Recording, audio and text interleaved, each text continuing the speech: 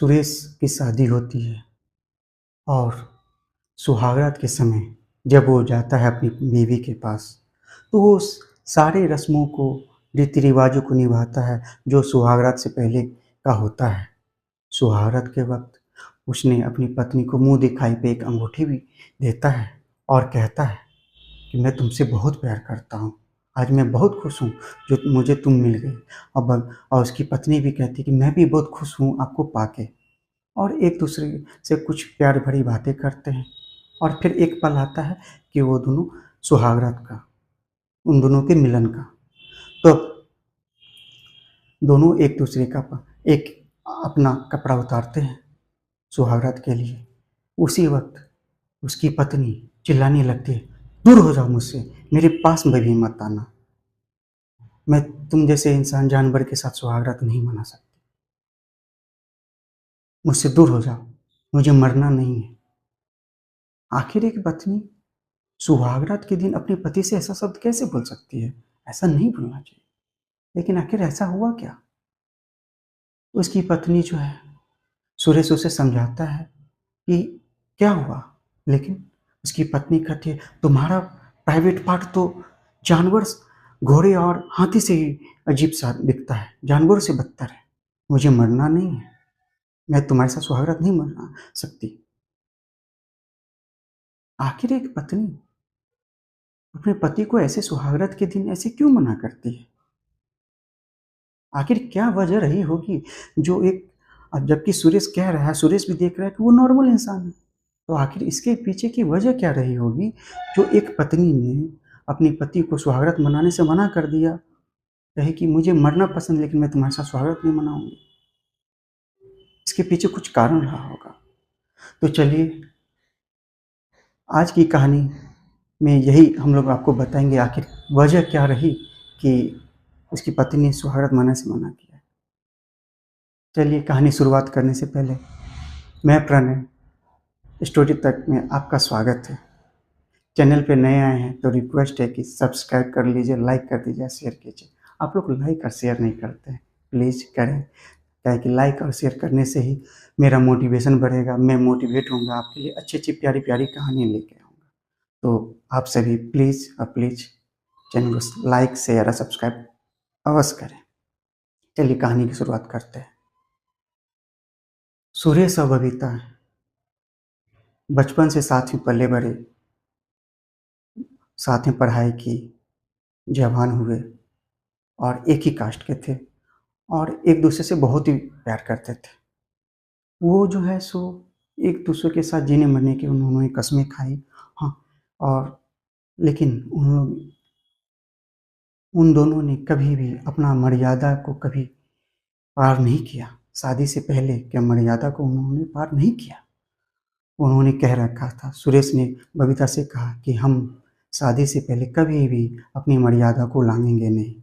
हम लोग जो एक पति-पत्नी का संबंध होता है, वो शादी के बाद ही मनाएँगे। फिर है, उसके परिवार वालों को भी उनकी शादी की बात पता चलती है।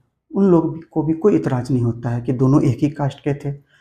ओपन माइंडेड परिवार था, अच्छे फैमिली से लोग दोनों बिलॉन्ग करते थे, दोनों की शादी हो जाती है। जब शादी के बाद सुरेश के साथ उसकी पत्नी अपने ससुराल आती है, सुहागरात होती है। सुहागरात से पहले सुरेश वो सारे रीति-रिवाज़ और रस्में निभाता है जो एक पति को निभानी चाहिए। मुँह दिखाई में सुरेश अपनी पत्नी को एक सोने की अंगूठी देता है, 11,000 रुपए कैश भी देता है। एक मुक जो एक रस्म और रीति-रिवाज है हमारे समाज की। फिर सुरेश जो है बबीता से प्यार करता है और एक-दूसरे के बाहों में खो जाते हैं और एक-दूसरे से प्यारी-प्यारी बातें करते हैं और उसके बाद कहते हैं कि आज हम दोनों के मिलन का समय आ गया है। आज हम लोग के बीच की सारी दीवारें टूट जाएँगी। तो बबीता भी कहते हैं कि सारी दीवारें टूट जाएँगी। तो बबीता भी कहते हैं, हाँ सुरेश, हम दोनों आज एक हो जाएँगे। जब दोनों एक-दूसरे का जब वो कपड़े उतारते हैं, तो उसकी पत्नी बबीता चिल्लाने लगती है, "दूर हो जाओ मेरी नज़र से, तुम मुझसे दूर हो जाओ, मेरे पास मत आओ। मैं तुम्हारे साथ सुहागरात नहीं मना सकती। तुम आदमी नहीं जानवर हो, तुम जानवर से बदतर हो।" उसकी पत्नी ऐसे चिल्लाने लगती है, बोलने लगती है। सुरेश कहता है आखिर क्या हुआ, उसे प्यार से समझाता है, उसके पास जाता है, समझाता है आखिर क्या बात है, तुम ऐसे क्यों कर रही हो। लेकिन उसकी पत्नी बबीता कहती नहीं, तुम मुझसे दूर हो जाओ, तुम जानवरों से बदतर हो, मुझे मरना नहीं है तुम्हारे साथ सुहागरात मना के। इतना बड़ा, ये तो जानवरों का, हाथी और घोड़ों का भी इतना बड़ा नहीं होता जितना तुम्हारा बड़ा है, अजीब सा है, मुझे मरना नहीं है। सुरेश के बहुत समझाने के बावजूद भी उसकी पत्नी उसकी एक नहीं सुनती है। वो सुरेश चला जाता है वहाँ से। फिर अगली रात होती है, सुरेश फिर उसके पत्नी अपनी पत्नी के पास जाता है, उससे प्यार भरी बातें करता है, उसके साथ सुहागरात मनाना चाहता है, लेकिन फिर पत्नी उसके साथ वही व्यवहार करती है कि मुझे मरना नहीं है, मैं पागल नहीं हूँ, पागल नहीं हूँ, तुम्हारा प्राइवेट पार्ट जो है सो जानवरों से भी बदतर है। सुरेश को बहुत बुरा लगता है, चला जाता है वो। फिर ऐसा बहुत दिनों तक चलता है, सुरेश बहुत उदास रहता है। ऐसा चल करते करते उसे एक शादी के बाद जो है पति पत्नी का संबंध बनता है, एक पत्नी का जो सुख मिलता है वो सुरेश को नहीं मिल पाता है, नहीं मिल पाता है। सुरेश बहुत दुखी होता है। सुरेश फिर जो है ऐसा वो, मतलब समय बीतता गया, साल 2 साल बीत गए, 2 साल बीत गया। फिर सुरेश बहुत परेशान था। एक बार फिर वो अपनी पत्नी के पास जाता है और कहता है आज मुझे तुम अपने पास आने दो और हमारा इस सुहागरात को होने दो, अगर तुम ऐसा नहीं करती हो तो मैं तुम्हारे साथ, मैं दूसरी शादी कर लूँगा। तो उसकी पत्नी इतना सुनने के बावजूद भी कहती है मुझे मरना नहीं है, मैं किसी भी हालत में तुम्हारे साथ सुहागरात नहीं मनाऊंगी, तुम्हारा प्राइवेट पार्ट आदमियों जैसा नहीं जानवर से जैसा है। तब सुरेश वहाँ से चला जाता है और उसके बाद उसके माता पिता, वो अपनी दूसरी शादी के बाद अपने माता पिता से कहता है कि मेरी पत्नी जो है थोड़ा दिमागी तौर पे बीमार हो गई है, सो मुझे उसके साथ नहीं रह सकता, मैं शादी करूँगा। तो दूसरे जहाँ भी वो अपने वो रिश्ता के लिए जाता तो एक एक परिवार में जाता, जो कि जब भी किसी शख्स की दूसरी शादी होती है तो वो किसी गरीब फैमिली से ही लड़की को लाता है, क्योंकि अच्छे फैमिली वाले सोचते हैं कि हम दूसरी अपनी बेटी को दूसरे, जिसकी दूसरी शादी होने वाली उससे क्यों कराएंगे। तो एक गरीब फैमिली में वो जाता है, लड़की को देखता है और उसके परिवार वालों को और सुरेश के परिवार वाले उसको बताते हैं कि इसकी पहली पत्नी, इसकी सुरेश की शादी हो चुकी है, उसकी बीवी जो है थोड़ी दिमागी तौर पे बीमार है, तो उसी कारण उसने अपनी पत्नी को तलाक भी नहीं दिया है, ना ही छोड़ा है, वो उसके साथ में ही रहता है, लेकिन उसको कहीं उसको छोड़ा नहीं है, उसे अपने पास ही रखा है। लेकिन अब वो क्या करे, उसकी मजबूरी है कि वो दूसरी शादी करेगा। तो ये सब बात हो जाता है, लड़की वालों भी सारी बात समझ चुकते हैं, अब वो गरीब होते हैं तो कहें कि भाई अपने से अच्छे फैमिली में शादी हो जाए बेटी की, हर एक माँ बाप का यही इच्छा होता है। तो लड़की वाले भी तैयार हो जाते हैं। फिर सुरेश की दूसरी शादी होती है, फिर सुरेश की दूसरी शादी होती है और सुहागरात के दिन भी वो सारे रस्में रीति रिवाज वो निभाता है। जब सुहागरात के समय अपनी पत्नी के पास जाता है, कपड़े उतारता है, अपनी भी उसकी बीवी उतारती है, तो उसकी बीवी भी बबीता की तरह ही चिल्लाने लगती है, दूर हो जाओ मेरे नज़र से, मैं तुमसे संबंध नहीं बना सकती, मैं तुम्हारे साथ सुहागरात नहीं बना सकती, मुझे मरना नहीं है, तुम्हारा प्राइवेट पार्ट आदमियों जैसा नहीं है, तुम तो जानवर से बदतर हो, तुम्हारा प्राइवेट पार्ट तो हाथी और घोड़े जैसा है, मुझे मरना नहीं है। ये बात सुन के सुरेश को बहुत ही अजीब लगता है। तब वो जाता है, एक डॉक्टर के पास जाता है और कहता है डॉक्टर साहब मुझे चेकअप करवाना है कि आखिर मुझे में क्या दिक्कत है, जो मैं अपनी पत्नी के साथ जब भी संबंध बनाने जाता हूँ, सुहागरात मनाने जाता हूँ, तो वो कहती है कि तुम जानवर की तरह दिखते हो, एबनॉर्मल हो। तो डॉक्टर ने उनका उसका प्राइवेट पार्ट को देखता है और वो कहता है नहीं ऐसी तो कोई बात नहीं है, तुम्हारा प्राइवेट पार्ट तो नॉर्मल के है, इंसान की तरह ही है, अब क्या ऐसी कोई बात नहीं है अगर। तो सुरेश कहता है आखिर मेरे दोनों, मैंने एक छोड़ दो दो शादियाँ की, लेकिन मेरी दोनों बीवियाँ यही कहती है कि तुम्हारा प्राइवेट पार्ट जो है सो आम आदमी की तरह ना, नॉर्मल नहीं है, वो जानवर की तरह दिखता है। तो डॉक्टर ने कहा कि अगर तुम्हें कुछ संदेह हो जाए तो तुम अपने मित्र से भी, कोई दोस्त होंगे उससे भी पूछ सकते हो कि तुम नॉर्मल ही इंसान हो। तो ठीक है, सुरेश वहाँ से चला जाता है। उसके बाद अपने माता-पिता के पास जाता है।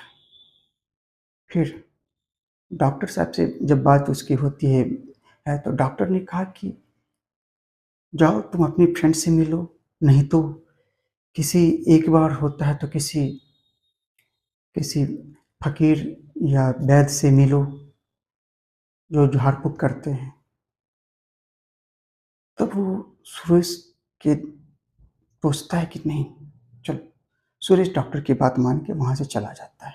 फिर सुरेश अपने घर जाता है, अपनी सारी बात अपने माता-पिता को कहता है कि ऐसी-ऐसी बात है माँ, डॉक्टर ने कहा है कि किसी फ़कीर या जादू-टोना झाड़-फूँक करने वालों से तुम दिखाओ, तुम तो नॉर्मल इंसान हो, कहीं कोई दिक्कत नहीं। उसकी माँ भी परेशान, उसके पिताजी भी बहुत परेशान होते हैं ये सब चीज़ सुन के, देख के कि हमारे बेटे की 2-2 शादी हो गई और हमारा बेटा वैवाहिक जीवन में सफल नहीं है। उसका वैवाहिक जीवन बहुत ही कष्ट में है। तब उसके माता-पिता एक फ़कीर जो जादू-टोना झाड़ते हैं, झाड़-फूँक करते हैं, उनके पास जाती है अपने बेटे को लेके और तब उनके पास वो सारी कहानी सुनाती है। कहते हैं कि मेरे बेटे को देखिए क्या हो गया है समझ में नहीं आता। वो जब भी उसकी एक नहीं 2-2 शादी हुई और जब भी वो अपनी पत्नी के साथ सुरेश के माता-पिता और सुरेश जब एक बाबा के पास पहुँचता है, जो कि जादू-टोना को झाड़ते हैं, झाड़-फूँक करते हैं, उनके पास पहुँचता है, तो सुरेश अपनी सारी बात कहता है कि बाबा, मुझे ये दिक्कत है कि मैं अपनी पत्नी के मेरी 1 छूट 2-2 शादी होती है और मैं अब जब भी अपनी पत्नी के पास संबंध बनाने को जाता हूँ, तो वो दोनों मुझे संबंध बनाने से इनकार करते हैं। कहते हैं कि तुम्हारा प्राइवेट पार्ट जो है आदमी का नहीं जानवर से बदतर है। सो लेकिन मैंने डॉक्टर भी से भी दिखाया और मैंने खुद भी देखा कि मेरा नॉर्मल इंसान वाला है। डॉक्टर ने भी कहा कि तुम नॉर्मल इंसान हो। तब बाबा ने कहा कि रुको। बाबा ने उसे थोड़ा पानी दिया, फिर उस पे कुछ मंत्र फूँका और उसके बाद थोड़ा देर रुकने के बाद बाबा ने बताया, ये किया कराया किसी लड़की का है, जिसने तुम्हें तुम्हारे सिरे पे ये तुम्हारी पत्नी को जब तुम अपनी पत्नी के पास जाते हो, तो उसे ऐसा महसूस होता है।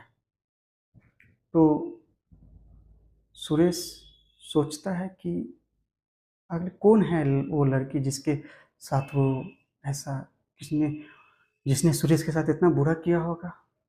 तो उसे याद आता है कि उसकी शादी होने से पहले उसकी एक गर्लफ्रेंड होती है, जिसके साथ वो शादी करना चाहता है, लड़की भी शादी करना चाहती है, लेकिन इसके माता-पिता शादी करने के खिलाफ थे, क्योंकि उसके नज़दीकी रिश्तेदारी में वो लड़की आती थी, उससे वो शादी करने के खिलाफ हो जाते हैं। हरगिज़ कहते हैं कि तुम दोनों की शादी हरगिज़ नहीं हो सकती और लड़की कहती है कि मैं तुमसे ही शादी करूँगी, जब भी शादी करूँगी तो तुमसे ही शादी करूँगी। तब ये सब बात उसे याद आती है, सब बताता है। तब तो तब सुरेश को ये याद आता है कि हाँ, मेरे जीवन में कोई एक लड़की आई थी, मैंने शादी से मना कर दिया था।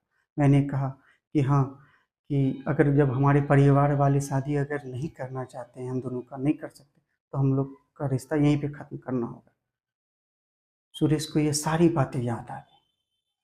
तब सुरेश बाबा से कहता है, बाबा आप मेरे सारे पैसे ले लीजिए, लेकिन मुझे पूरी तरह से स्वस्थ कर दीजिए। उसके माता-पिता कहते हैं कि बाबा मेरे बेटे को स्वस्थ कर दीजिए, उसे सारी शरीर का जो भी दिक्कत और कष्ट है कि जो भी किसी के द्वारा किया कराया है उसे ठीक कर दीजिए कि वो मेरा बेटा 2-2 एक छोड़ 2-2 शादी उसकी हुई है और अपने पारिवारिक जीवन में खुशी से रह सके।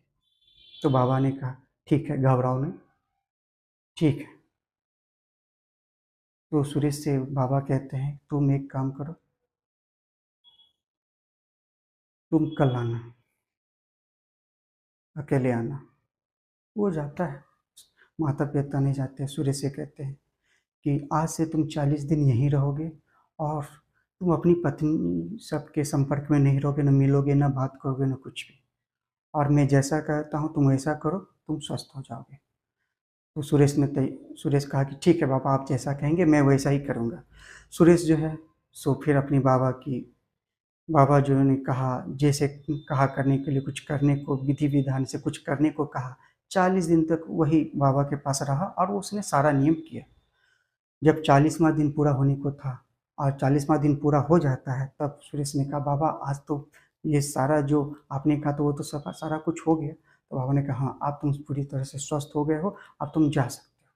तब वो सुरेश वहाँ से वापस अपने घर जाता है, अपने माता-पिता से मिलता है, बहुत खुश होता है कि अपने माता-पिता को कहता है कि मैं अब पूर्णपेण स्वस्थ हूँ, ठीक हूँ, जो भी दिक्कत था सारा कुछ हट चुका है, ठीक हो चुका है। अब जो है वो अपनी पत्नी सब से भी कहता है कि अपनी दोनों पत्नी से मिलता है और कहता है कि जो भी दिक्कत था अपनी पत्नी से बताता है और सब कुछ वो बात सब उसकी पत्नी सब दोनों पत्नियां जान के बहुत खुश होती हैं। तो फिर उसके लिए सुहागरात का जो वो पति पत्नी जो शादी करते हैं, सुहागरात में जिस तरह का माहौल होता है, सुहागरात में उन लोग के लिए, दोनों के लिए, दोनों पत सुहागरात की तैयारी की जाती है बहुत ही बढ़िया से। दोनों के लिए अलग अलग से सजाई जाती है। और फिर सुरेश जाता है अपनी पहली पत्नी के पास, जाता है, उसे प्यार भरी बातें करता है, उसे सारा कुछ कहता है। उसकी पत्नी कहती है, छोड़िए पुरानी बातों को, अब हमें एक नए तौर से नए जीवन की ओर आगे बढ़ना चाहिए। फिर वो दोनों अपने कपड़े उतार के अपने सुहागरात के उन लम्हों में खो जाते हैं जो एक पति पत्नी के लिए बहुत ही ज़रूरी होता है। और उसके उन लोग ने बहुत ही अपने आनंद में, सुख में तौर पे अपना सुहागरात मनाया। और उसके बाद जब आधी रात के बाद सुरेश अपनी पत्नी दूसरी पत्नी के पास जाता है और फिर उसके पास भी जाके सुहागरात मनाता है। और उस आज के टाइम में वो दोनों बहुत ही खुश है। वो सुरेश अपनी एक ही पत्नी को नहीं, अपनी दोनों पत्नी को बहुत खुश रखता है। बहुत वो अपने दोनों पत्नियों के साथ वैवाहिक जीवन में बहुत ही खुश है और आगे बढ़ा हुआ है। उसकी पहली पत्नी से 2 बेटी और 1 बेटा है और दूसरी पत्नी से 2 बेटा है, जो कि अभी बहुत ही खुश हैं और अपने जीवन में आगे बढ़ा हुआ है, बहुत खुश है। तो बस आज की कहानी यहीं पे ख़त्म होती है। आज की कहानी का एक ही उद्देश्य है दोस्तों, ना किसी को दुःख पहुँचाना है, ना किसी को ठेस पहुँचाना है। बस यही है, आप एक-दूसरे को जागरूक करना है। बस आप जहाँ भी रहें सतर्क रहें, सँभल के रहें, क्योंकि हमारे मोहल्ले में भी आस-पास में ये सब घटनाएँ होती ही हैं। किसी को ईर्ष्या होती है, किसी को जलन होती है, तो कोई किया कराया करवा देता है। क्या है कि अपने समाज में भी कोई एक-दूसरे से खुश नहीं है। तो बस आप जहाँ भी रहें, सतर्क रहें, समझ के रहें, खुश रहें। बस आपसे एक ही रिक्वेस्ट है कि बस अपना प्यार दें,